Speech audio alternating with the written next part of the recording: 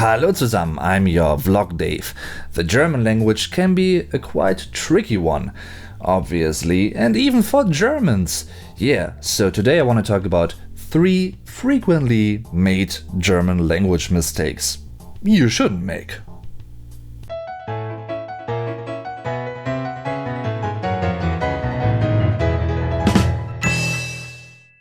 Number 1. Using the non-existent term einzigste. So a lot of Germans tend to use the seemingly increased form of einzig, meaning einzigste, but it doesn't really exist, and it neither makes any sense to use it that way. Like, no. Simply no. I mean, a singular thing, a singular event is already singular, you know? Well, I could say, das ist die einzige Armbanduhr, die ich habe. But I bet and I know that you will come across many Germans that would say something like, das ist die einzigste Armbanduhr, die ich habe. Everyone will get what you mean, but that doesn't make it correct. And just because many people are saying it that way, doesn't make it correct either. No. Most German adjectives are comparable. For instance, gut. The positive or basic form is gut, good. The comparative, meaning the increased form, is besser, better. And the superlative, the highest or most increased form, the climax, is am besten, best. Using the adjective einzig already explains it's a single, exclusive thing. It's exclusively. Number 2. Confusing als and wie. Yeah. Some Germans also struggle with als and wie, and I can somehow understand that. Like, I can see a probable reason for that, because both words have something to do with comparing things to each other. Yes, that's true, but still, there is a particular difference.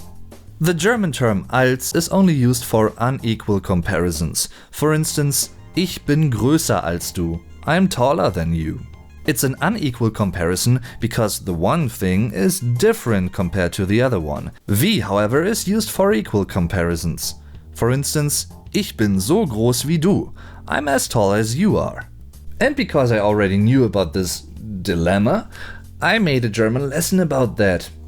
Some months ago, I think it was. However, you can find a clickable thumbnail at the end of this video. And number 3. Das and das. So if I, being German myself and also studying the German language, had to decide on one particular linguistic mistake many Germans make, it would probably be confusing das with das. Ich glaube, dass du mich magst. Das with double S is a conjunction, and in this case it introduces a subordinate clause. Mein Auto, das noch ganz neu ist, sieht sehr schön aus. In this case, das appears as a relative pronoun, das Relativpronomen. It introduces the relative clause, das noch ganz neu ist. The car looks really beautiful, and that is the main information, and we also get to know that it's still brand new. And that's the additional information in between. Whenever you can substitute das with either dieses, this or that, jenes, those, or welches, what or which, without changing the meaning of the sentence, das with one S is correct. In this case, you can do so. Dieses Auto ist rot. That car is red. And guess what? I already made a German lesson about das with one S versus das with double S.